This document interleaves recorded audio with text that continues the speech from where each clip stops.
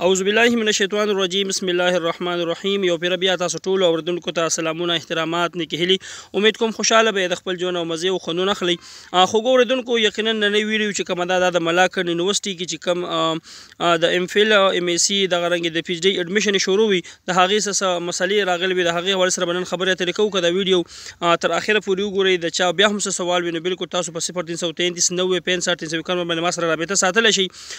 زموږ سره په ډېر ګڼ باندې دا تقریبا درېمه ورځ چې مسلسل زموږ سره رابطې کیږي او وایي چې د یونیورسۍ ویب سایټ خراب دی، د یونیورسۍ ویب سایټ خراب دی. زما چې کومې پیسې جمع کړي دي هغه پیسې چې کوم رسید دی هغه جمع کیږي نه. او دریم نمبر سوال دا دی که پر زمل موږ هغه جمع کوو نو هغې کې چې بیا کوم مختلف ډیټیل لیکل دي نو هغه ډیټیل لیکل کیږي نه، په نیټ باندې څه مسله ایشو کوي. ګران اورېدونکو یقینا چې ځکه تاسو ته ووایم چې ما څونه ملګري زموږ سره رابطه کوي نو د هغوی پرې بیا زه ډېره زیاته شکریا ادا کوم. خو زموږ به د خپل وس مطابق موږ پړ یو. وس زموږ دا چې ما 2-3 پیرې ملاکن یونیورسټۍ ته ټلیفونونه وکړل، د هغوی نمبر بالکل کله بیزي راځي، کله څوک ریسیو کوي نه او کله بالکل اړوله میلاویږي نه. او دویم سره دغه دی چې مخکې زما رابطه شوې وه نو هغوی ویل چې تاسو کله آنلاین پیسې جمع کوئ، یعنې تاسو په بینک کې کله پیسې جمع کوئ دغه رسید نه به تاسو تصویر به وباسئ، هغه به تاسو پی ډي اف فارم ته واړوئ، که دغه نه نو صرف پکچر فارم ته به یې واړوئ، هغه به تاسو اپلوډ کړئ. چې کله تاسو اپلوډ کوئ نو په دغه ټیم کې ستاسو نه صرف غواړي چې تاسو تصویر اپلوډ کړئ. چې کله تاسو تصویر اپلوډ کړو د هغې نه پس تاسو ته وایي چې ستاسو د اوچر نمبر څه و، اوچر نمبر به تاسو ور واچوئ.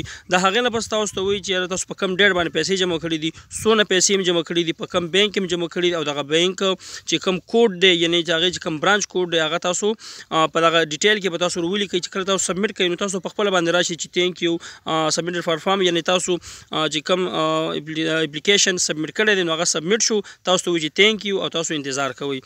دویم نمبر سوال دا چې ملګري زموږ ویریفیکیشن د نن تاریخه پورې ونه شو نو ما هم 2-3 افلایګانې کړي دي مختلف کسانو له، د هغوی هم د نن تاریخه پورې ویریفیکیشن نه دی شوی. ویریفیکیشن دونه غټه مسله نه ده ولې چې په دې کې آخري 10 تاریخ و د 10 تاریخ نه پس به دوی ویریفیکیشن په خلاق لار باندې کوي، خو انشاءالله رو نمبر په ټولو پسې راځي. دریم نمبر خبردار چې کوم کسانو پیسې جمع کړي دي او د هغوی رسید نمبر اوس جمع کیږي نو د هغوی دپاره موږ څه کوو نو د هغوی دپاره موږ له هم چل راځي چې موږ به څه خبرې اختیارو.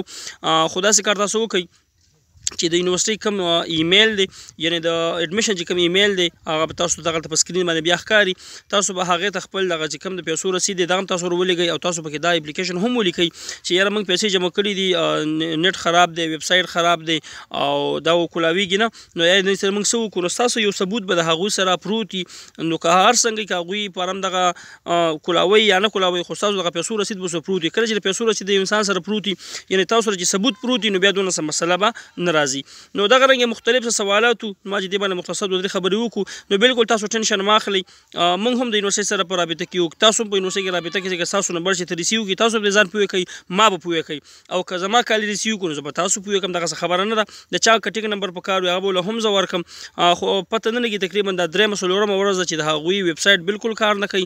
همدغې سره د هغوی چې کوم کنټیکټ نمبر دی یعنې 0945 دی که څه دغه رنګې نمبر دی هغه هم نه میلاویږي. نو خیر تاسو د ټینشن څخه خبرې نه دي، کله هم چې موږ ته موقع میلاو شول او کله هم څه نوي اپډیټس رالل تاسو به زه خامخا خبروم. د خپل ځان ډېر زیات خیال ساتئ، خپرولو ورکوئ اجازه د لوی الله په امان.